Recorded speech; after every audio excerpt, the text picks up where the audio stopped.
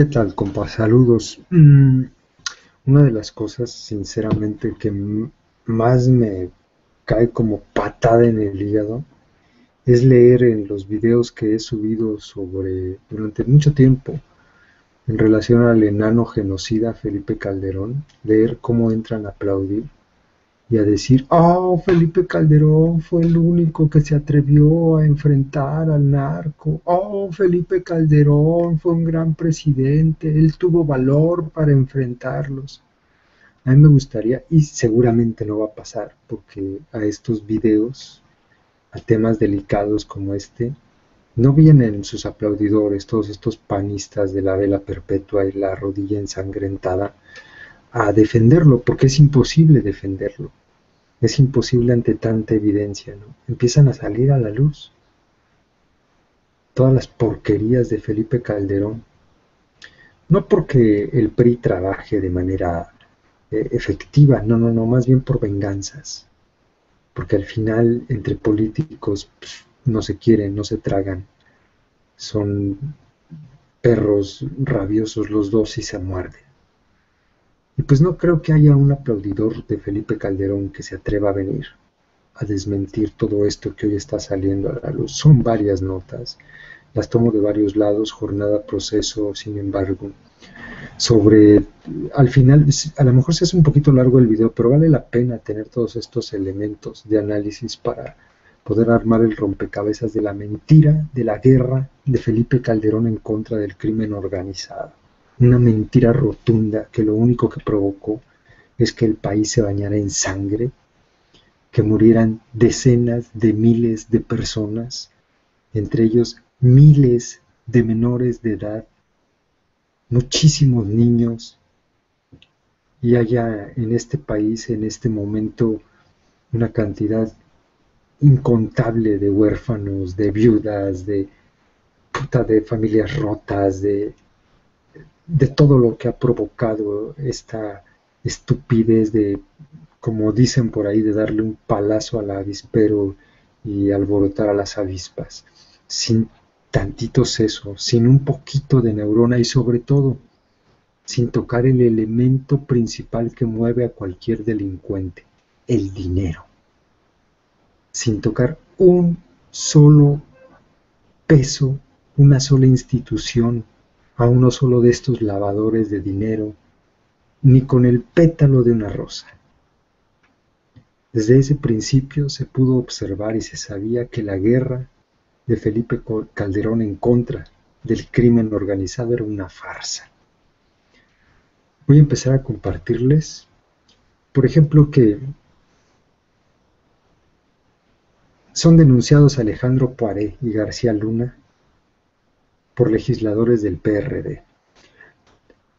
Una de las personas que más veces, antes de empezar con esto, que más veces reiteró las complicidades y lo peligroso que era García Luna, fue Gerardo Fernández Noroña. Probablemente por eso haya sido tan atacado, y no es que lo defienda, pero es que estaba diciendo verdades a puños, se las estampaba en la Cámara de Diputados cuando estaba en el Congreso. Y lo que hacían los legisladores del PAN era defenderse o defender a su presidente atacando a Fernández Noroña, pero jamás pudieron desmentir una sola de las acusaciones que lanzó contra García Luna, bien fundamentadas, con investigaciones de respaldo como las que hizo Anabel Hernández, amenazada de muerte por este perro. El día de hoy parece ser que todos estos que estuvieron ladrando durante mucho tiempo se van a tener que tragar sus palabras. Y desafortunadamente, esto queda solamente como algo que sale a la luz, pero difícil que vaya a haber responsables, más bien que vaya a haber detenidos o que los vayan a meter a la cárcel. No, hombre, eso a lo mejor en Suiza, en México, pues la impunidad de estos, la protección que les van a dar, incluso desde el propio gobierno del títere Peña Nieto, va a provocar que no veamos a ninguno de estos en la cárcel, ni a Poiré, ni a García Luna, ni a Marisela Morales. No, hombre, no va a pasar nada, pero que quede el precedente, ¿no? Ahí está el antecedente, perdón, ahí que quede el antecedente de que estos perros puercos son los delincuentes más peligrosos del país y siguen impunes y están en las calles y son protegidos por las autoridades.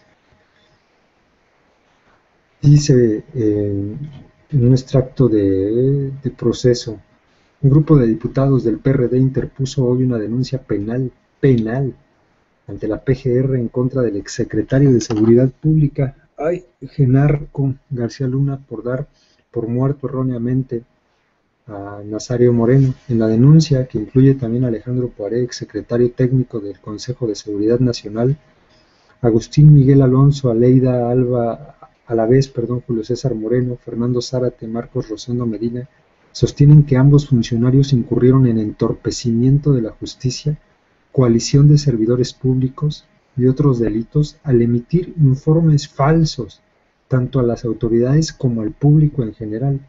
La denuncia está sustentada en las versiones estenográficas de discursos públicos pronunciados en 2010, donde se confirmaba la muerte del Chayo, y el comunicado de prensa dado a conocer el 9 de marzo, en el que Poiré reconoce que los elementos para dar por muerto al delincuente no fueron suficientemente precisos, sin embargo, los usó. En el caso particular de García Luna, los legisladores del PRD lo acusan de actuar de manera omisa ante el falso informe, dado que él, como responsable de la Policía Federal, tendría pleno conocimiento de que el Chayo no murió en el enfrentamiento, y se cayó la boca. El falso informe, alegaron los diputados, frenó las investigaciones de Procuración de Justicia y extinguió la responsabilidad penal del delincuente al creérsele muerto. Esperamos que se le cite a comparecer, es algo que tenemos que buscar, y que el debido proceso sea respetado para evitar que se nos siga engañando, expuso la diputada Aleida Alavés. Por otro lado, pues también otra demanda en contra de una de las consentidas del enano genocida Marisela Morales.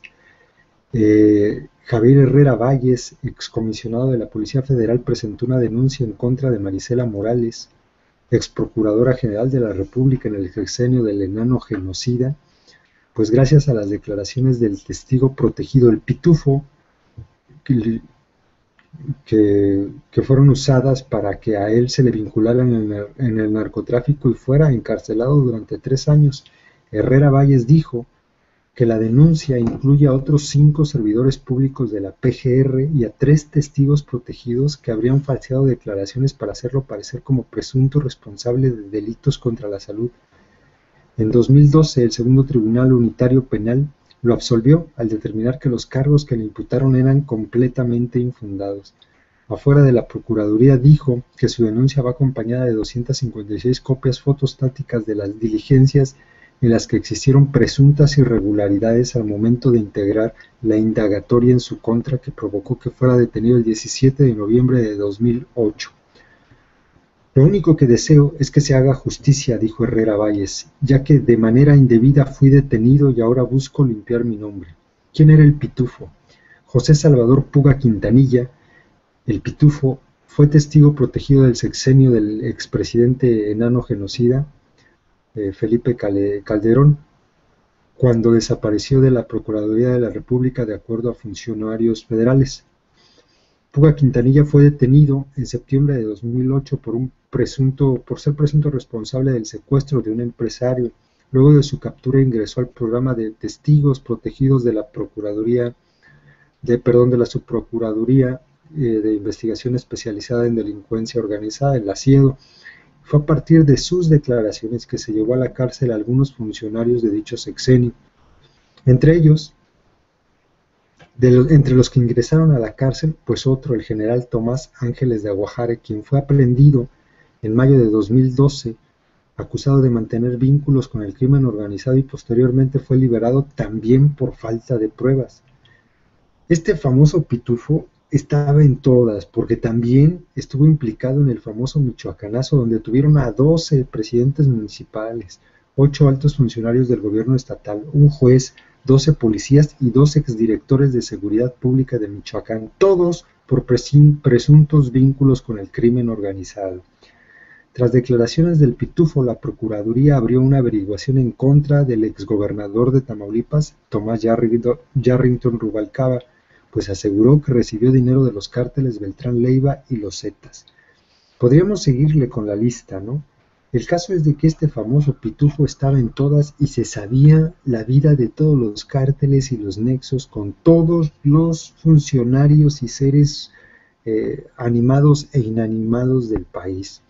Es increíble que las declaraciones de este mentiroso, que una a una se caen, hayan servido y hayan sido razón suficiente para detener a gente completamente inocente. En el caso de Tomás Ángeles de Aguajare quedó más que probado. Ahora este señor Javier Herrera Valles está tratando de limpiar su nombre. Todos parte de los shows que armaba Genaro García Luna junto con Marisela Morales. Increíble, de verdad, increíble. ¿Qué tipo de justicia? Justicia de ficción. Parecen películas lo que armó el enano genocida. Vengan a defenderlo, aplaudidores del enano. Está de hecho en la portada de Sin embargo, un reportaje que le llaman ellos la guerra de Calderón, mentira contra mentira. Y está haciendo un recuento de las decisiones que tomó Calderón desde el año 2006 en contraste con la realidad.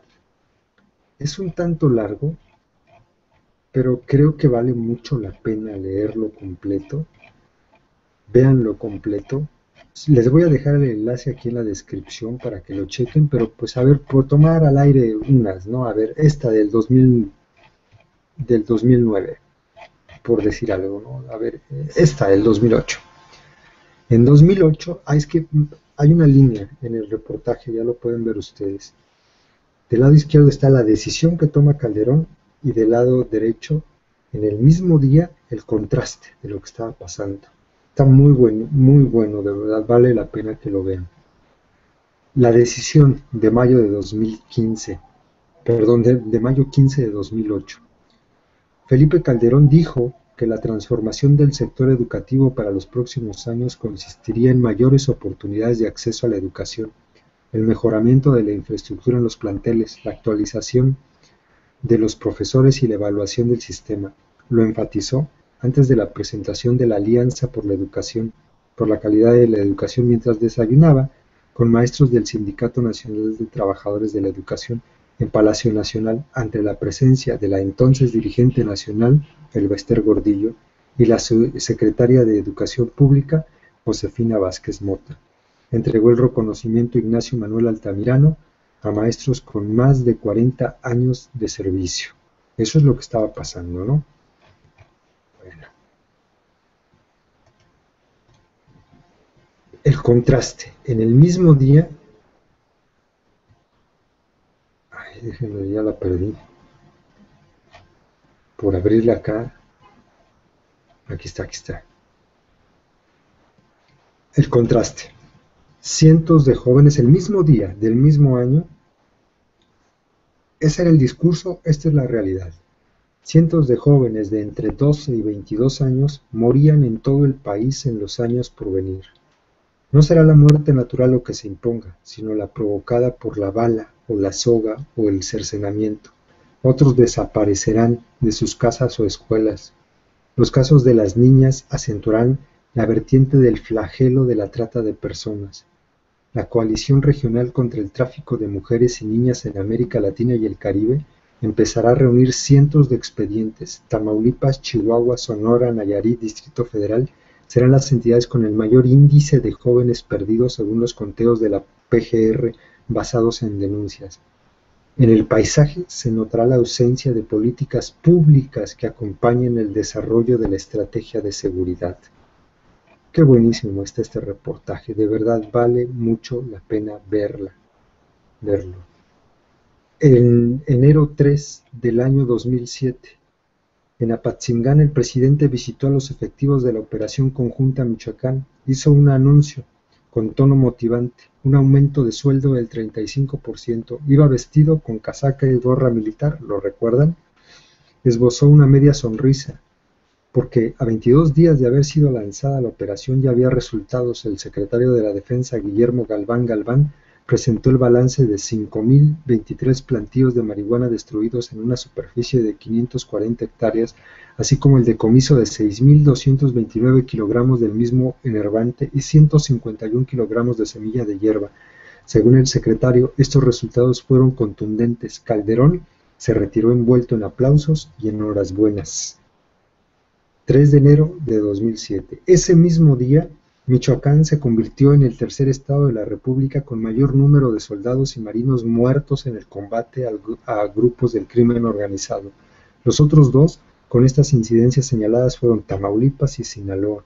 Pocas veces el saldo contado a través del dolor de las víctimas incluye a las familias de los elementos de la tropa. Lo cierto es que, al finalizar el sexenio del enano genocida, el número de elementos caídos fue de 395, ahí, en Michoacán, donde se inició la batalla. El escenario de la tragedia incluye 137 desaparecidos, según el Sistema Nacional de Información. El aplauso para los héroes y el duelo de su partida se hicieron uno solo en ese rincón del oriente de México. Esa es la realidad de la supuesta administración exitosa de uno de los presidentes más nefastos que hemos tenido en la historia de México. Terrible el sexenio de Calderón, terrible. Ojalá de verdad, ojalá Dios quiera que no vuelva a aparecerse en México un presidente como este. Puta, pero caímos en manos del PRI, así es que... Bueno, regreso para que no se hagan más largos. Está muy interesante, les dejo en la descripción del video este enlace justo sin embargo, es un reportaje muy bueno. Una recopilación de datos más bien muy buena. Saludos.